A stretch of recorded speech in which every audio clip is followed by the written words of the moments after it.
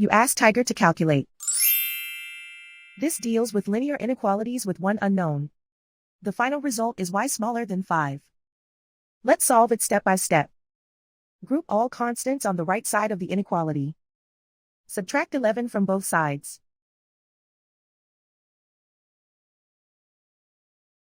Simplify the arithmetic.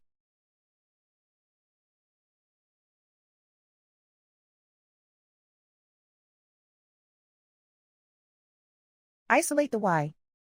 Divide both sides by 4.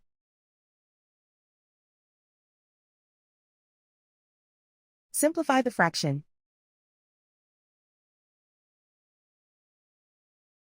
Find the greatest common factor of the numerator and denominator.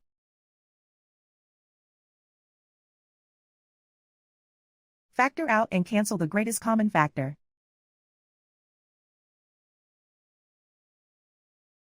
Plot the solution on a coordinate grid. And so the final result is y smaller than 5.